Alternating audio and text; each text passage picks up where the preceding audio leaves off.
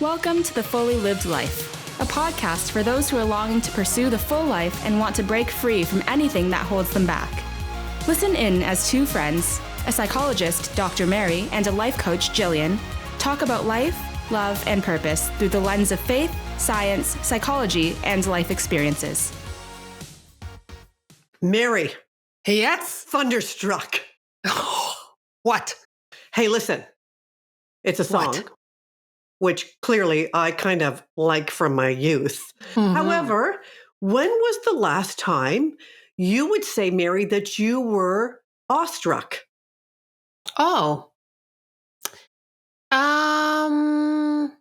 Probably I would say when I was in Vancouver Yeah?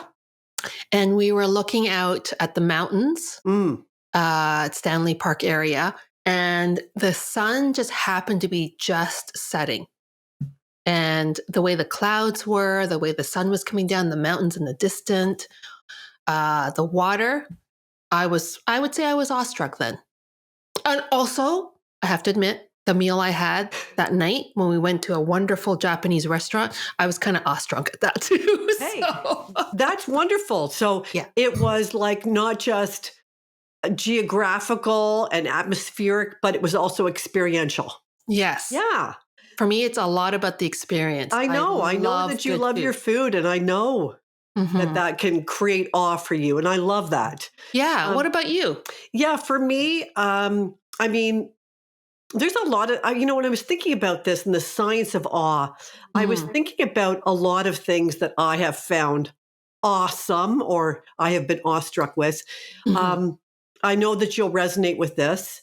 You know, when you see a newborn baby and you Mm. see their little itty bitty feet and the Yes. toenails and the little Yes. creases in their toes, Yes. and it's just so perfect. Mm. And you just can't drink it in enough. Yeah. That Yeah. is awestruck to me. But Yeah.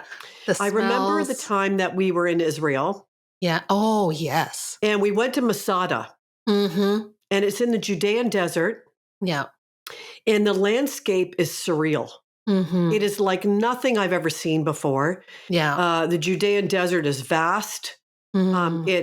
It's kind of fear-inducing because you can imagine being lost there. There wouldn't be any landmarks. Mm-hmm. And then we went to this place called Masada, which was this Mhm. historical like fortress. Mm-hmm. And I remember being at the top of Masada and just looking out over the Judean desert. We could see the Dead Sea. Mm-hmm. And it was like nothing I had ever experienced before from a geographic experience. Right. And I was just completely awestruck. Yeah, it's a good remembrance because that trip was full of awestruck moments. Yep. Not even just the landscape. I mean, that was incredible, but just the knowledge that I was literally walking where Jesus walked Yeah. before. That I couldn't even fully comprehend that. Yeah. But I just remember, and when we were in the garden where Jesus wept before he went to his crucifixion, we are actually in the place that Jesus was at. Wow.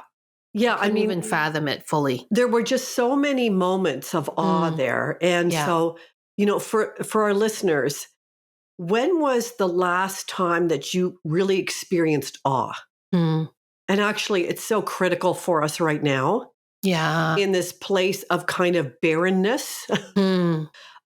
to remember when we last experienced awe.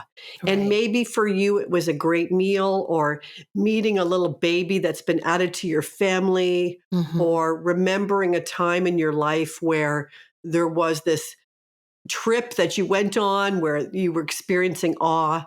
I really want you to think about that because Mhm. it's so important right now. Mm. So the wonderful thing is that um, we can revisit times of awe. Mhm. And when I we like do that, it Mm. actually really helps us to experience it again, but also it produces some things in our life that are virtuous. Mm. And that's where the science comes in. But Right. before we get there, I want to talk about the word awe a bit. Is that Mhm. I was okay? going to ask you that because what does awe mean? Yeah. So Some would say that the word awe or awesome has been watered down to be meaningless. So I get a hot cup of coffee this morning and I say, oh, this coffee is awesome. Well, it's not really awesome. Right. It's hot. It's good. Yeah. But it's not awe-inspiring. So we've taken this word awe and we've watered it down to something that's good or pleasing or whatever. But the verb awe actually comes from a Norse word, agai, which translates to fright or terror. Ooh. Yeah. I wouldn't have thought that. Well, think of awe, like think of when you're really awestruck and think of me in the desert. If I was lost in the desert, I would be in terror. Right. The grandness of it, the size of it, we can look at it and both be kind of in fear of it, but also in wonder of it. Right. Right? Okay, so it's like it's too much beyond my ability to comprehend or to control or to manage. Exactly. Like, so there would be fear with that. Yeah, because it's beyond your comprehension. Right. Yeah. So this idea of this awe, there's a theologian, Rudolf Otto, says that awe is called mysterium tremendum. Ooh. So he says it's two components, the aspect of the sensation of kind of fear and wonder, but also grandeur and like the grandeur of it, but also our own humanity of being compared to the grandeur. Okay. Does that resonate with you? Yeah, for sure. It's like it's something that's beyond my ability to even fathom or comprehend. Yeah. Like if I even try to figure it out, it's just like mind blowing. That's right.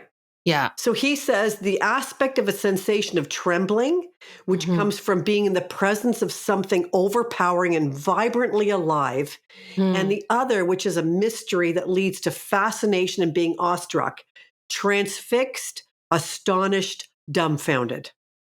Yes. And I would say that many of us who have been to the Grand Canyon or, in the Judean desert, or maybe in a massive cathedral with the artistry, we've been in that place of being transfixed by it, right? So it's a very complex relationship between fear and awe. Okay. So remember that when you say your coffee is awesome. Okay, because you're not going to be afraid of your coffee. No, and you're really not in awe of your coffee. It's just good. So I do use awesome probably too much. Yeah, exactly. And we do. We use the word awesome. Well, that's awesome. So awesome or whatever. Right. But it's not. The day-to-day stuff is not really awesome. It's the stuff that is massive and grand and beyond our expectation. Right. Huh. It sounds like you're describing God. Well, clearly. Clearly. I'm really talking about the character of God too, right? Yeah. So the science, the scripture says the awe of God is the beginning of wisdom. I think personally, when I have those experiences of awe, it leads me further into the knowledge and wisdom of the character of God.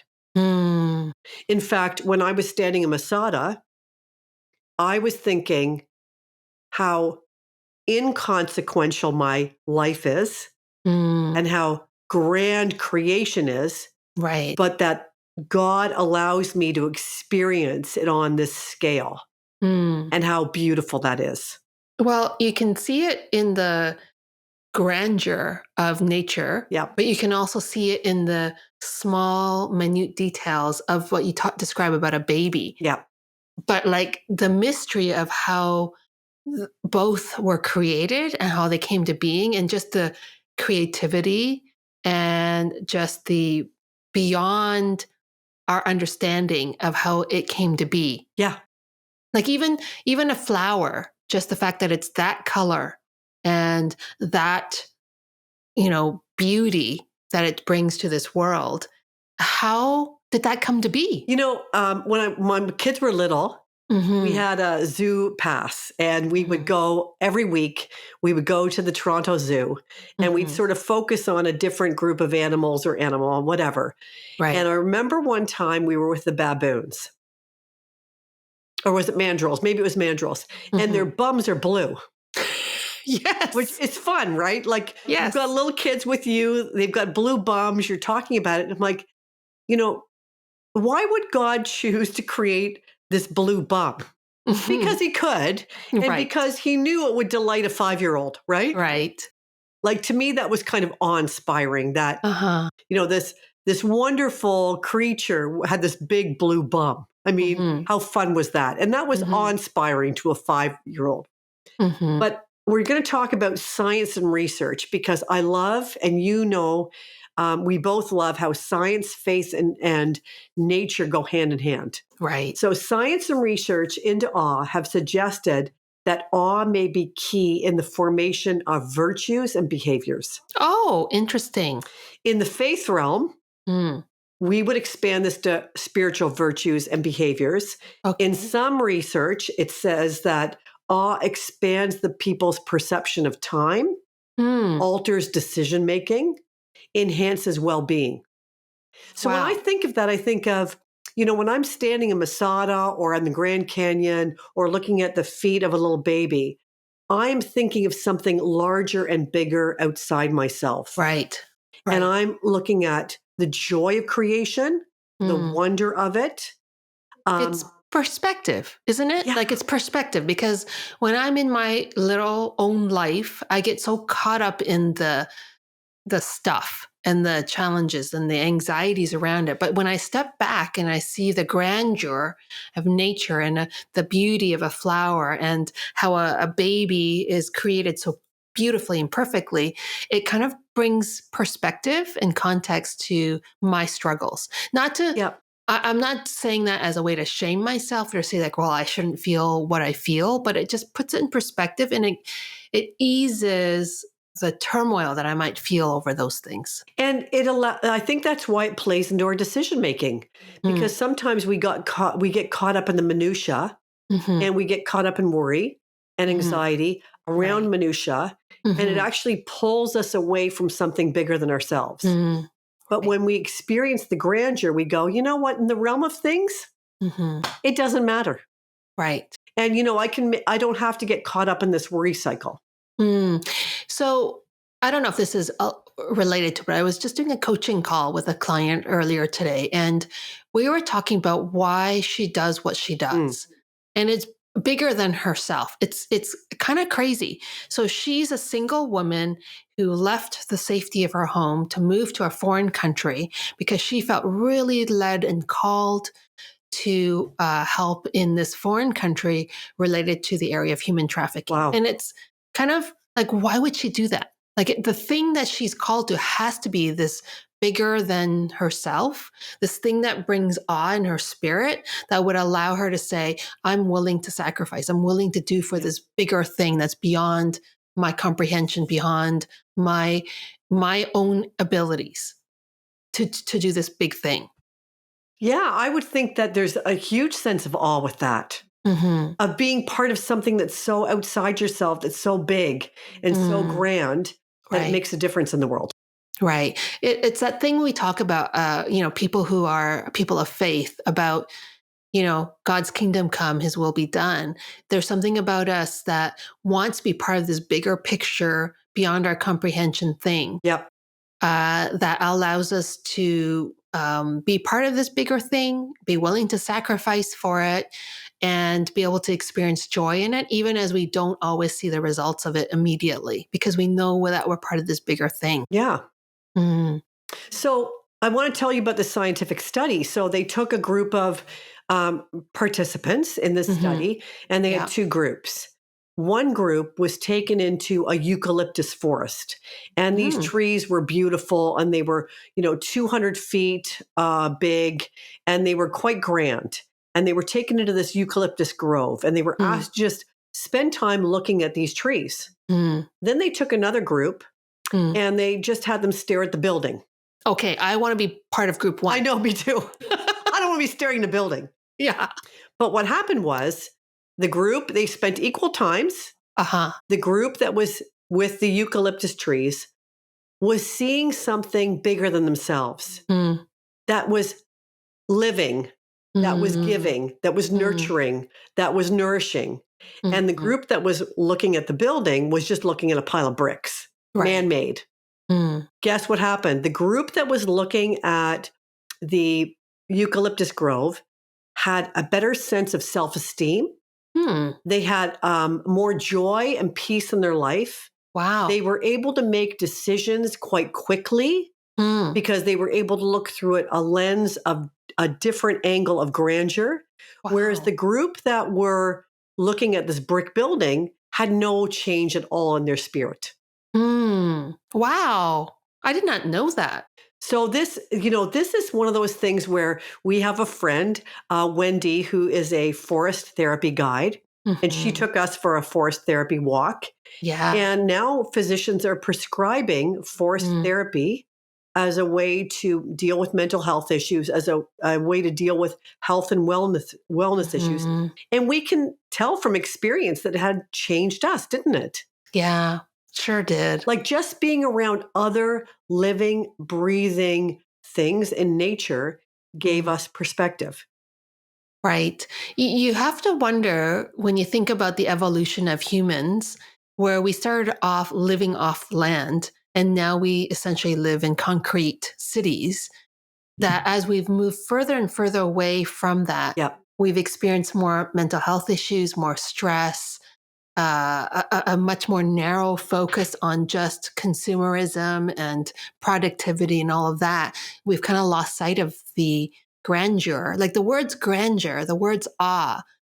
And even just thinking about that already kind of stirs in my spirit a desire to kind of go back to that place, because it settles me. It makes me feel like, okay, there's things that are bigger than just me and my own little worries here. Yeah. So I can see how that study, it makes sense to me as I'm sort of thinking about it.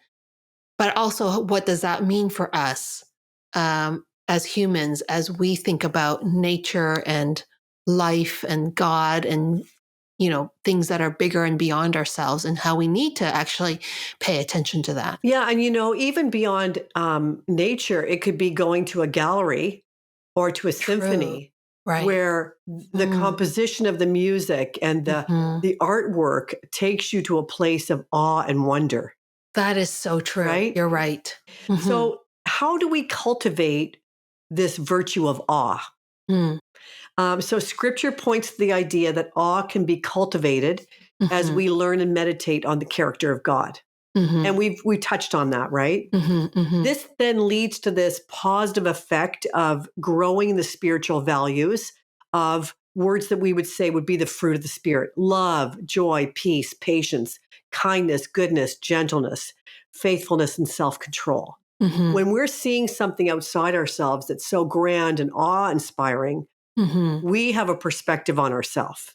But we're also more gracious to others. And in one of the studies, it said that the group that was in the grove of the eucalyptus trees was actually more generous in their giving to people in need. Interesting. Wow. There was an uptick in generosity. Wow. Yeah. So clearly there's something going on there, right? So this Rudolf Otto, this theologian, suggested that awe may be awakened in us by minor exposures to natural vast locations. So just being exposed to the Grand Canyon or the Judean desert or to the ocean or to something man-made in architecture like a great cathedral can awaken this sense of awe in us. The Great Pyramids, right? Like we look at them and we went, oh my goodness. Well, I think about two of my most treasured experiences. One was when I did go to a cathedral in Spain, in Barcelona. I think it's the Familial de Sagradia. I'm totally butchering that. But if you Google the top cathedral to visit there, it was unbelievable that somebody could envision it and that we humans could create that. Yeah. And then the other one is because I do love classical music. When I am sitting there listening to the beauty of classical music and just all the layers of the sound and just how it just fills my senses, I am awestruck then too. And I do feel very settled. I do feel a sense of joy Yeah. and pleasure Yeah. and enjoyment as well. Yeah. Mm-hmm. So I can see how that would lend itself to, like you said, my heart is more open and more expansive. That would lead to generosity. It would lead to better mental health, all sorts of things. Yeah. Oh, I love this. So in talking about this, because we can't travel right now due to our place in the world, how do we go back to these places of awe and wonder in our life so that we make sure that even in this time of, a lack of travel, a lack of exposure to these places, we can still tap into awe?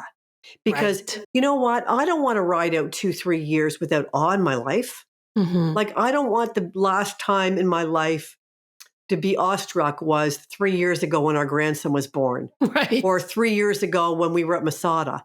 I want to experience awe right now in my life. Right. I think that's awesome. I think that's awesome. And I want the benefit of that in my character and in my personality, that I would see myself as part of something that's much bigger than me and be more generous in my thoughts towards the universe, creation, and others. Yes. I think about, the world right now and the needs that are there. And when we open ourselves up to the bigger than us, Mhm. the needs of others around us, and the fact that we can make a difference in that, it gives us a sense of hope and healing and reconciliation and all of the things that pushes us Yep. to do the harder things for the benefit of the greater good. Yeah, and I think it helps us to contextualize hard times. Mm, The Grand Canyon is still standing. hmm. Masada is still standing. The oceans Right. are still there. Yeah. The cathedrals Mm, are still there. mm, Even though that we're in this hard place, it hmm. helps us to contextualize our history Right. and Oh, so remain in good. awe of the things that are awesome. Mm, right. So how do we You know, do that? So right. I would suggest, listeners, if you can remember the last time that you were filled with awe, Hmm. can you journal it? Hmm. Can you think of the sights, the smells, the sensations you had, the emotions you had, the feelings that you had? Can you name them? Hmm. And maybe you need to bring up a picture of that on your screen on your computer, or print out a picture of it and place it in a place where you can look at it. Because in science, even looking at a place that's grand can Hmm. actually elicit all these responses of awe. Right. Hmm. And so, there are great nature shows. There are great travel shows right now that we can be watching. There are Mm, great resources that we can be tapping into. How do we tap into this in very difficult times so we continue the journey of awe in our life? mm. Yeah. I love that. So, for you, Mary, maybe you want to print out a picture of that cathedral or do some research about that cathedral, and it will help to remind you of those times where you were completely awestruck by it, Hmm. right? Hmm. Well, the gift that I have is I do have a visual memory. Mhm. So I can right away call to mind already, even as I'm sitting here chatting with you, what I saw. I can remember looking up, and, the cathedral had these stained glass windows. And they had this design. It was made to be like the tree of life. So Yeah. they had this structure that went up as if they were trees. And it was, I don't know how many stories up. It was unbelievable. And so the odd part was that this was created as a celebration and an acknowledgement in a humble way of the goodness of God, the grandeur of God. It was a worship to him. Oh, it was a worship to him. And then for me too, to be able to see that humans have the capacity to create something like this was also something that was awestruck for me. So that it reminded me that we are made in God's image. And as he is so creative and generous, so we are made in that ability to be so creative and generous as well. And it brings us to the best of humanity, Yeah. the best of what we are able to produce and bring out into this world, so that no matter what, darkness and evil cannot overcome that.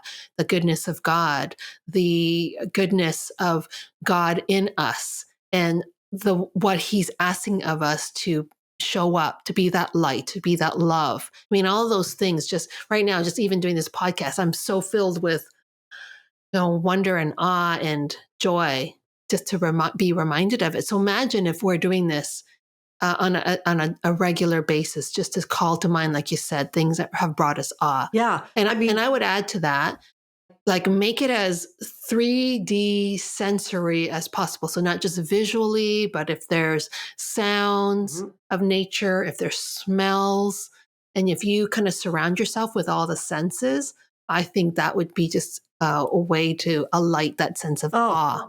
Mm-hmm. I do too. I just, I found myself kind of sitting on the edge of my chair as we were talking about this, just because of the nature of what we're talking about, right? Right. But I want to read you a quote. Sure. And this is a quote by Michael. What? It's a book it's from a book called Dangerous Wonder. Okay. By Michael Wandinelli. Okay. Yes. Listen to this. Okay. Tameness is not an option. Mm. Take the surprise out of faith, and all that is left is dry and dead religion. Whew. Take away the mystery from the gospel, and all that is left is frozen and petrified dogma. Oh. Lose your awe of God, and you are left with an impotent deity. Abandon astonishment, and you are left with meaningless piety. Yes. And it's so easy to go into that place right now where we pull the wonder away, we pull the awesome away, we pull the mystery away because it's so dark. Mm-hmm. But we need to stay in that place of mystery and wonder and awe, not only for our own health and our own spiritual life, but in order to worship God. Because it's meaningless if we don't. And we are created, I believe, to live in that wonder and worship of God, to things bigger and beyond ourselves. Yep. We are our best selves when we're in that place. Totally agree. Yeah. And I love that quote because I think part of the challenge is you kind of align, so you sort of like compare faith in God versus religion and beliefs and dogma. That's the thing that can take people down. Yep. And it's not that we should not have right beliefs and truth and all of that, but that it must not take the place of the wonder and the grandeur and the mystery of God. Exactly. That, humanly speaking, we don't have the ability to fully capture that, and we don't want to, because that's what gives us that sense of worship to something beyond ourselves. Well, quite frankly, if I could stand at the top of Masada in the Judean desert and explain it, it would be meaningless. Right. But because I cannot explain it, and I cannot capture it, it is the mystery. Right? Oh, so this life coaching tip I have for you is, the season that we're in is hard. It's deep. It doesn't naturally lend itself to awe. But we can all recall a time when we had that awe in our lives. Right. So is there a photograph you could find? Is there a TV show about nature that you can find, or Masada or the oceans or whatever it might be that you can find? Could you cook up yourself a beautiful meal, sit down, plunk yourself in front of this image or this show, and sit and wonder? Like capture it again. Put the darkness aside to just allow yourself to function in the wonder and the mystery of it. And I would just encourage you to get creative with that. However it looks for you and your family, I would encourage you to do that. Maybe it was a great vacation you had where your kids swam in the ocean for the first time. Like, remind them of that, because kids need this too right now. They need awe and wonder in their lives in this season. And so I just encourage you to find a way to capture it. Right. Yeah. And I would add that if you're struggling with anxiety and depression and mental health challenges right now, first of all, give yourself grace, because we are in a difficult season of our life, and people are more stressed than they've ever been. So give yourself grace for that, but also recognize that your mental health and your emotions may be pulling you to just look at what is impossible and to look at all of the negatives of life, to actually purposely choose to focus on the things that are beyond your comprehension, that are bigger than what you can understand, whether it is through nature or through some sensory type of experience or a beautiful memory that you have of the past, that actually that's a very healing thing for you to do. Or at the very least, a very healthy, help you cope, give you resilience, give you capacity to manage the challenges of today, because we are, I believe, created to worship something that's bigger, God that is bigger than us, and that can give you a sense of resilience and hope in that. So I would just add that, even if you don't feel like it, to be intentional, as Gillian has encouraged us to do. And if you can't come up with the words for it, that's okay. In therapy, we often do things like sense and experiences, things that are like, even like getting some bubbles and blowing them up and just watching how they come up and how they float up in the air, and just wondering of how that can be something that can help lift you up from those feelings of depression or stress or anxiety. Oh, that's good, Mary. Thank you. Yeah. Mm-hmm. Yeah. Yeah. Thanks for that, Gillian. That was wonderful. I feel so uplifted after this segment that we taped. Yeah. And for me, I mean, just even thinking about those times in my life that brought awe to me was spirit lifting. Mm-hmm. Yeah. It helped. And I love that you gave us some science in that. I've been feeling a bit funky lately about this whole time in life, especially living with a little 3-year-old who's missed most of his life to a pandemic. So, Right. I appreciated being able to dig into this. Yeah, no, I thank you for sharing with us. It definitely is a perspective shift for all of us, in a way that, like you said, is good for our soul. Yeah. So thanks for giving that to us. And listeners, thanks for tuning in. Yeah. And I hope that you go away and you really take this to heart and spend some time doing it, because the science is there, the faith aspect is there. It's what we're created to be able to do. I encourage you to go forth and look and experience awe. Awesome. Wonderful, Mary. Thank you so much. All right. Take care. Take care, everyone. Thanks for listening to the Fully Lived Life podcast. We hope you found it encouraging and helpful. Be sure to follow or subscribe so that you never miss a new episode. And if you enjoyed our show, please help spread the word by sharing with your friends and family and posting on your social media. Thanks for listening, and tune in to our next episode.